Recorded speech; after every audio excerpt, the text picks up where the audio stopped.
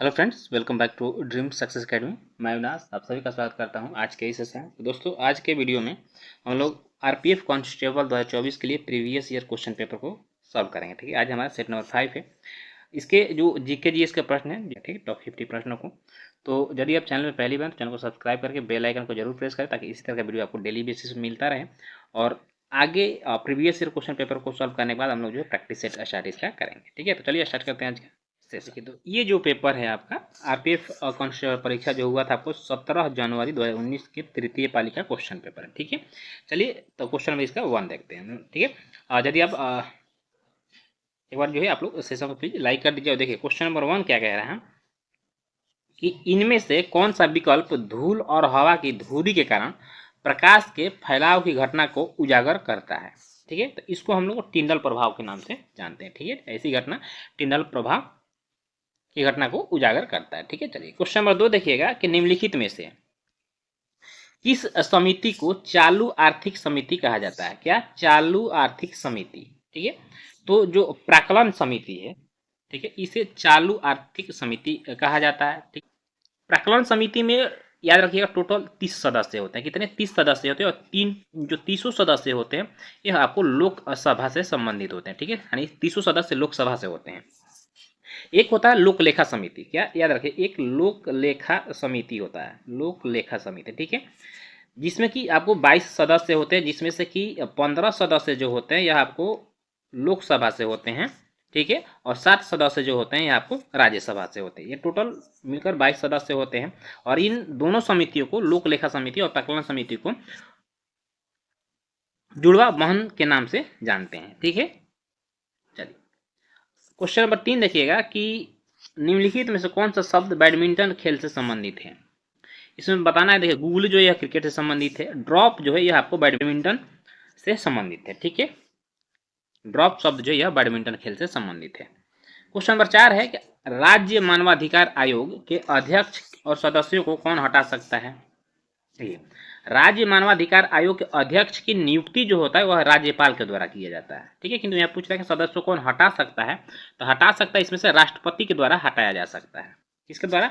राष्ट्रपति के द्वारा हटाया जा सकता है। ठीक है, किंतु नियुक्ति आपको कहे तो फिर राज्यपाल करेगा। राज्य देखिए क्या होता है केंद्र में, ठीक है, सेंट्रल में एक मानवाधिकार आयोग होता है। ठीक है, जिसके अध्यक्ष और 2 सदस्य होते हैं। ठीक, उसी तरह से प्रत्येक राज्यों में भी मानवाधिकार आयोग होता है, जिसे हम राज्य मानवाधिकार आयोग के नाम से जानते हैं।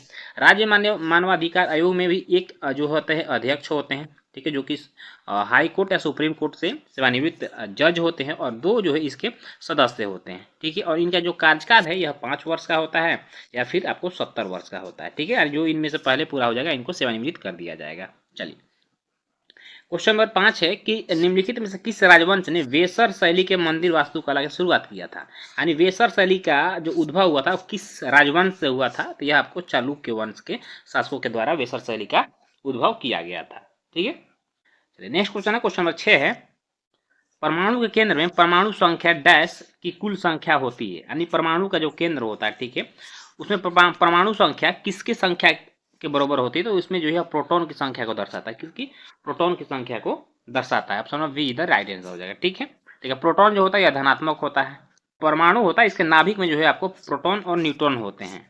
इसे भी याद रखिए, क्वेश्चन ये आता है कि प्रोटॉन के जो नाभिक होता है इसमें प्रोटॉन और न्यूट्रॉन दोनों होते हैं। ठीक है, चलिए जो इसमें न्यूट्रॉन उदासीन होता है, प्रोटॉन धनात्मक होता है, इलेक्ट्रॉन जो होता है जो कि कक्षा के बाहर होता है, ठीक है, चक्कर लगाता है, यह आपको ऋण आवेशित होता है। यानी क्वेश्चन नंबर 7 है कि किसी सर्वाधिक तन्य किससे सर्वाधिक तन्य धातु कहा जाता है। देखिए सबसे पहले समझिए कि तन्य धातु जो है यह क्या है। ठीक है, देखिए धातु का वह गुण जिसे पीट कर पतली चादर में ढाला जाता है उसे तन्य कहा जाता है। जो सबसे तन्य धातु हो जाएगा यह आपको सोना हो जाएगा। ठीक है, समझ लीजिए यदि आपके पास 1 ग्राम सोना है या 1 ग्राम सोना है तो इससे आप 2 किलोमीटर तक लंबी तार को जो है खींच सकते हैं। 1 ग्राम सोना में 2 किलोमीटर लंबी तार आप खींच सकते हैं, इतना यह पतला जो है तन्य होता है। ठीक है, चलिए नेक्स्ट क्वेश्चन है कि न्यूटन के दूसरे गति के नियम के अनुसार किसी वस्तु पर लगने वाला बल पदार्थ और त्वरण के उत्पाद से हटा दिया जाता है। ठीक है, यानी कि F बराबर ma जो फोर्स होता है इसमें यह द्रव्यमान तथा त्वरण के गुणनफल के बराबर होता है। फोर्स जो होता है तो द्रव्यमान यानी मास एंड एक्सेलरेशन के बराबर होता है। ठीक है, इसके गुणनफल के बराबर होता है फोर्स। इसे हम न्यूटन के जो है सेकेंड लॉ के नाम से भी जानते हैं। चलिए क्वेश्चन नंबर आपका अगला है, क्वेश्चन नंबर 9 है, ठीक है, कि निम्नलिखित में से कौन सी रबी की फसल है। देखिए इनमें से रबी की फसल यदि बात करें तो गेहूं जो यह रबी की फसल है, ठीक है। और देखिए यह जो है आपको अक्टूबर नवंबर में बोया जाता है, ठीक है, रबी की फसल, और इसे मार्च और अप्रैल में काट लिया जाता है, ठीक है। बाकी गन्ना, मक्का और चावल जो है खरीफ की फसल, याद रखिए यह आपको खरीफ की फसल है। बाकी गेहूं, चना सब रबी की फसल है, ठीक है। क्वेश्चन नंबर 10 है कि जवादी और सेवराई पहाड़ियां भारत के किस राज्य में स्थित है। जवादी और सेवराई पहाड़ियां जो भारत का तमिलनाडु राज्य है, तमिलनाडु राज्य में स्थित है, ठीक है।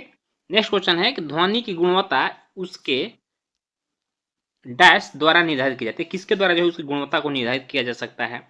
तो ध्वनि की जो गुणवत्ता होता है इसके आवृत्ति द्वारा निर्धारित की जाती है, ठीक है। ध्वनि की गुणवत्ता आवृत्ति के द्वारा निर्धारित की जाती है, ठीक है। जैसे देखिए जैसे जैसे आवृत्ति बढ़ेगी वैसे वैसे इसका पिच जो होता है वो भी बढ़ते जाता है, ठीक है। तो जो ध्वनि गुणवत्ता वो आप पूरी तरह से आवृत्ति पर निर्भर करता है। नेक्स्ट क्वेश्चन है कि पाल साम्राज्य का संस्थापक कौन था। देखिए पाल साम्राज्य का संस्थापक जो था यह गोपाल था। पाल साम्राज्य का स्थापना 750 ईस्वी में किया गया था। 750 ईस्वी में किया गया था। और गोपाल का ही जो उत्तराधिकारी था यह आपको धर्मपाल था, ठीक है, जिसने कि पाल वंश का काफी विस्तार किया। दंती दुर्ग यहाँ पे है तो यह जो है आपको राष्ट्रकूट वंश का संस्थापक दंती दुर्ग था। क्वेश्चन नंबर 13 है कि राष्ट्र के संबंध में, ठीक है, ट्रॉफी के संबंध में MVP शब्द का पूर्ण रूप क्या है। तो MVP जो शब्द होता है इसका पूर्ण रूप होता है मोस्ट वनरेबल प्लेयर, ठीक है, यानी सबसे मूल्यवान खिलाड़ी। क्वेश्चन नंबर 14 है कि मिलिंद पन्हो पाठ किससे संबंधित है। देखिए मिलिंद पन्हो पाठ जो है आपको बौद्ध धर्म से संबंधित है। किससे? बौद्ध धर्म से संबंधित है। मिलिंद पन्हो जो है इसमें यूनानी शासक था मिनांडर, यूनानी शासक मिनांडर, ठीक है, तथा बौद्ध भिक्षु थे आपको नागसेन। बौद्ध भिक्षु नागसेन के बीच संवाद को दर्शाया गया, ठीक है, मिलिंद पन्हो में। तो यह बौद्ध धर्म से संबंधित है। क्वेश्चन नंबर 15 है कि इनमें से किसने भारत के लिए समुद्री मार्ग की खोज की थी।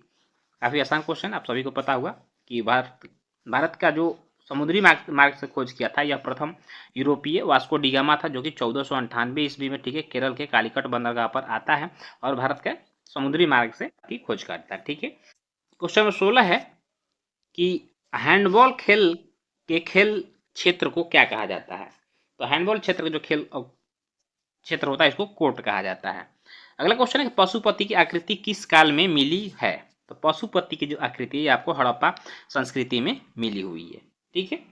सभ्यता की यदि बात करें तो यह जो है एक विकसित सभ्यता थी, ठीक है, तथा शहरी नगरीय सभ्यता थी। क्वेश्चन 25 है कौन सा अंतरजातीय परिषद मंत्रालय के अंतर्गत आता है।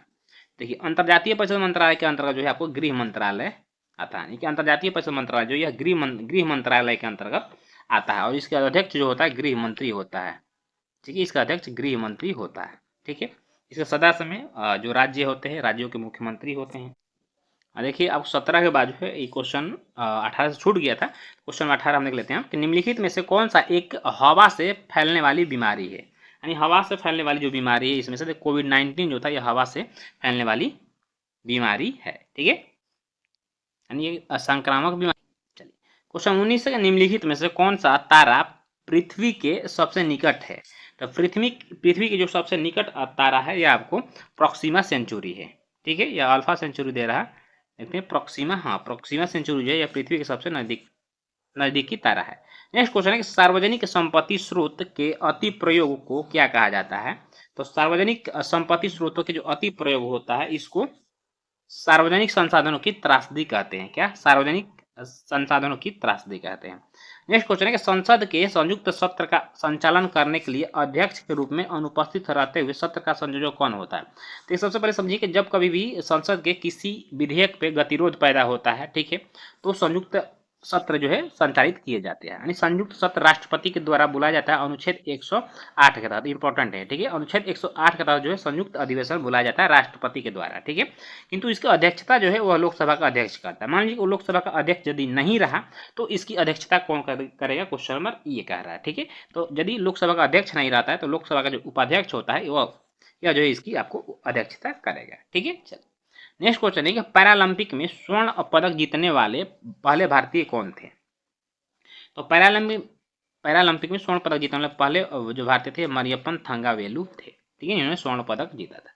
नेक्स्ट क्वेश्चन है कि मूल कोशिकाओं की विभाजन के लिए एक मूल कोशिका को डैश किस में विभाजित किया जाता है। तो एक मूल कोशिका जो होता है इसको दो समान में विभाजित किया जाता है, ठीक है। लेकिन यहाँ कोशिका विभाजन का मतलब होता है कि एक कोशिका मिलकर, ठीक है, दो कोशिका का निर्माण करती है, ठीक है। चलिए अगला क्वेश्चन है कि नाट्य शास्त्र के लेखक कौन है। देखिए नाट्य शास्त्र के लेखक भरत मुनि है, ठीक है। यह जो है भारतीय सभ्यता तथा संस्कृति को दर्शाता है। तो नाट्य शास्त्र के जो लेखक है उस समय जो भारत का परिदृश्य था, जो समाज था, उसको इसमें दर्शाया गया है। यह भरत मुनि के द्वारा लिखा गया था, ठीक है। चलिए क्वेश्चन 24 हो गया। 25 को हम लोगों ने पहले ही देख रखा है, ठीक है।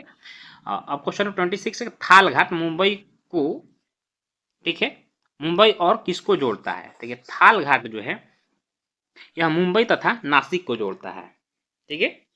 मुंबई और नासिक को थाल घाट जोड़ता है, ठीक है। मुंबई और पुणे को, ठीक है, भोर घाट जोड़ता है।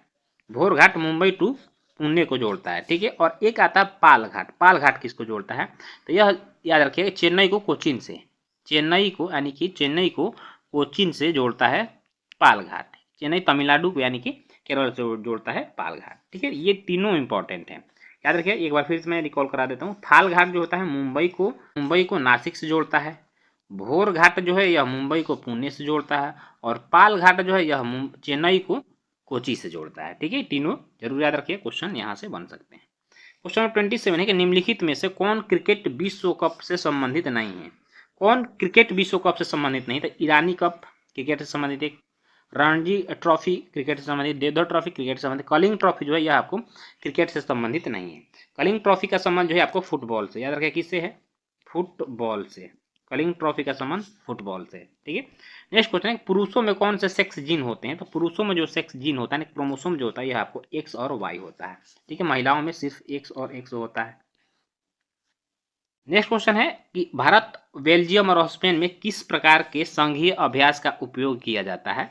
तो भारत में जो व्यवस्था है आपको संघीय रूप से प्रशासित विधि, ठीक है। Option number see the right answer. Next question है कि निम्नलिखित में से किसने पाटलिपुत्र की नींव रखा था। यानी पाटलिपुत्र शहर को किसने बसाया था। तो यह जो उदयन के द्वारा बसाया गया था। उदयन जो था यहाँ पर हर्यक वंश का शासक था, ठीक है। हर्यक वंश का संस्थापक बिंबिसार, इसका पुत्र अजातशत्रु का पुत्र उदयन था। इसने पाटलिपुत्र शहर की नींव रखी थी, किसकी, पाटलिपुत्र के, ठीक है। Option number be the right answer हो जाएगा। नेक्स्ट क्वेश्चन देखिएगा कि भारत की आकस्मिक निधि किस अनुच्छेद के तहत आती है। तो जो भारत की आकस्मिक निधि है यह अनुच्छेद 267 के अंतर्गत आती है, ठीक है। संचित निधि 266 के अंतर्गत आता है। ये दोनों इंपॉर्टेंट है, याद रखिएगा।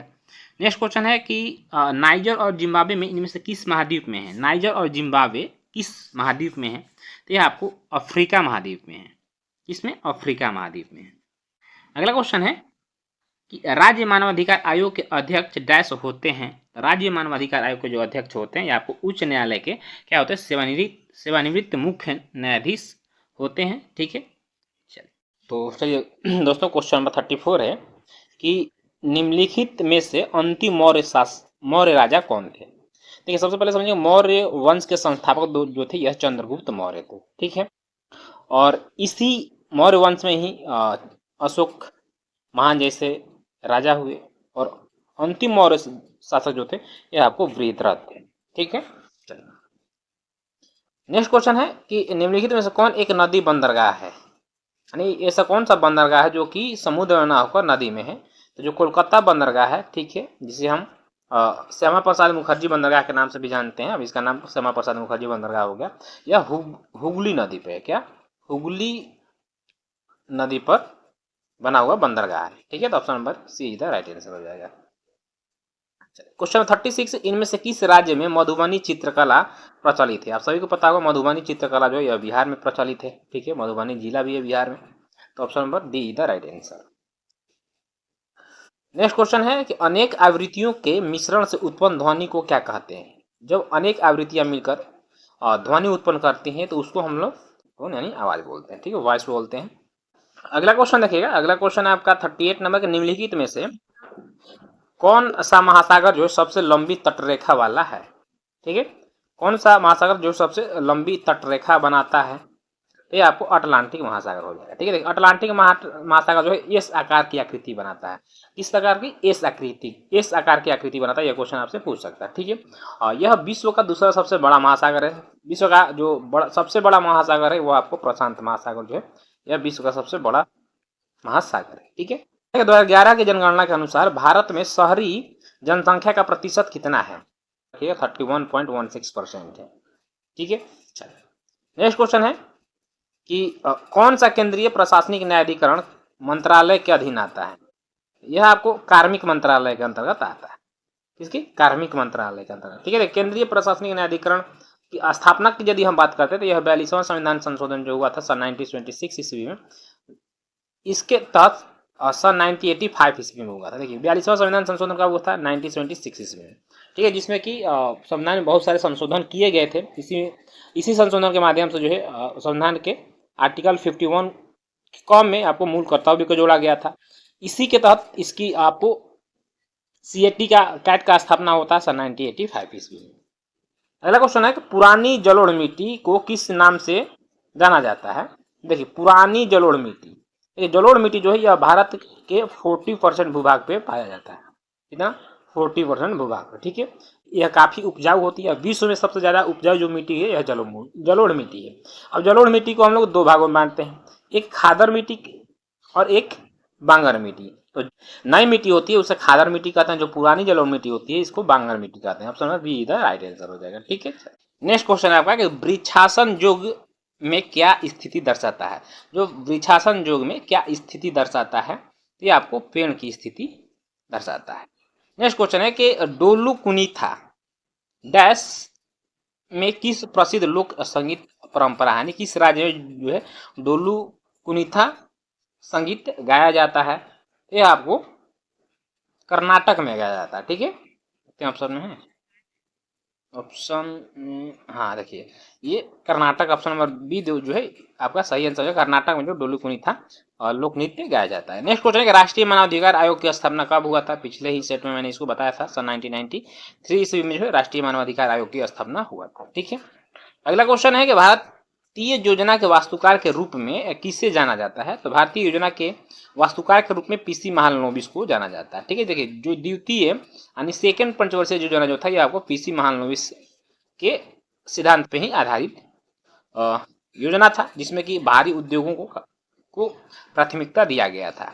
नेक्स्ट क्वेश्चन है कि वैसे बाजार को क्या कहते हैं जिसमें कम विक्रेता, ठीक है, एवं अधिक खरीदार होते हैं? उसे अल्पाधिकार कहा जाता है। ठीक है, उससे अल्पाधिकार कहा जाता है। ठीक है, देखिए इसमें क्या होता है कि जो विक्रेता होता है, ठीक है, उसका एकाधिकार होता है मार्केट पे और अपने अनुसार वह जो दामों को बढ़ा घटा सकता है। ठीक है, नेक्स्ट क्वेश्चन है क्वेश्चन नंबर 47 आपका कि भारत सरकार, ठीक है, डैश के माध्यम से खाद्यान्न खरीदती है, यानी जो भारत सरकार या किसके माध्यम से खाद्यान्न जो है खरीदती है? तो यह आपको FCI के माध्यम से खरीदती है, भारतीय खाद्य निगम के माध्यम से। ठीक है, इसे हम लोग FCI के नाम से भी जानते हैं। FCI की स्थापना पूछ देता है कब हुआ था? तो सन 1965 ईस्वी में हुआ था। ठीक है, याद रखें 1965 ईस्वी में FCI की स्थापना हुआ था, जिसके माध्यम से भारत सरकार जो है खाद्यान्नों को यानी धान गेहूं जो है उसको MSP के माध्यम से खरीदती है और उसे ही जो योजनाएं होता है योजनाओं में वितरित करती है। नेक्स्ट क्वेश्चन है कि महात्मा गांधी राष्ट्रीय रोजगार गारंटी योजना डैश में शुरू की गई थी, नहीं कब शुरू की गई थी? तब मनरेगा जो है आपको 2005 ईस्वी में शुरू किया गया था। ठीक है, मनरेगा जो है यह 100 दिन की गारंटी प्रदान करता है जो बेरोजगार लोग होते हैं। ठीक है, क्वेश्चन नंबर 49 है कि सिकंदर ने भारत पर किस वर्ष आक्रमण किया था? तो सिकंदर ने भारत पर 326 ईसा पूर्व में आक्रमण किया था। ठीक है, देखिए यहाँ पर दोनों ऑप्शन दिया, 326 ईस्वी दिया है और 326 ईसा पूर्व दिया है, तो यह 326 ईसा पूर्व में हुआ था। ठीक है, नेक्स्ट क्वेश्चन है, क्वेश्चन नंबर आपका 50 है, और यह अंतिम प्रश्न भी है, किस विधेयक के बिना सरकार भारत के संचित निधि से पैसा निकाल सकती है, यानी किस विधेयक के बिना सरकार भारत के संचित निधि से पैसा निकाल सकती है, निकाल नहीं सकती है, ये होना चाहिए था। यानी कौन से विधेयक के बिना सरकार भारत के संचित निधि से पैसा नहीं निकाल सकती है, तो जब तक विनियोग विधेयक, ठीक है, पास नहीं होता है, तब तक जो भारत सरकार यह संचित निधि से पैसा नहीं निकाल सकती है। ठीक है, क्योंकि देखिए कभी भी जब भारत सरकार को पैसे की जरूरत होती है तो वह संचित निधि से जो पैसा निकालता है, ठीक है, और वह पहले उसके लिए विनियोग विधेयक पारित किया जाता है, जिसमें कि आपको राज्यसभा तथा लोकसभा के सदस्यों के द्वारा इसको मंजूरी दिया जाता है। यदि इस पे मंजूरी मिल जाती तो ही संचित निधि से पैसा निकाला जाएगा। ठीक है, बाकी आकस्मिक निधि होता है, उससे पैसा सरकार जो है जरूरत पड़ने पे राष्ट्रपति आज्ञा से निकाल सकता है। आगे आपको रीजनिंग एंड मैथ के 70 जो है प्रश्न मिलेंगे, जिसके लिए मैं आपको PDF जो है टेलीग्राम चैनल पर शेयर कर दूंगा। यदि आप अभी तक टेलीग्राम चैनल को ज्वाइन नहीं किया हो तो टेलीग्राम चैनल को आप लोग ज्वाइन कर लीजिए, नीचे डिस्क्रिप्शन में उसका लिंक मैं दे दूंगा। ठीक है, तो आज का सेशन आपको कैसा लगा कमेंट करके आप जरूर बताएं, अच्छा लगा तो अपने दोस्तों में भी शेयर करिएगा, और इसी तरह का वीडियो डेली बेसिस पाने के लिए आप चैनल को सब्सक्राइब करके बेल आइकन जरूर प्रेस करें, ताकि इसी तरह का वीडियो आपको मिलता रहे। ठीक है, तो चलिए मिलेंगे इसके नेक्स्ट एपिसोड में। जय हिंद, वंदे मातरम।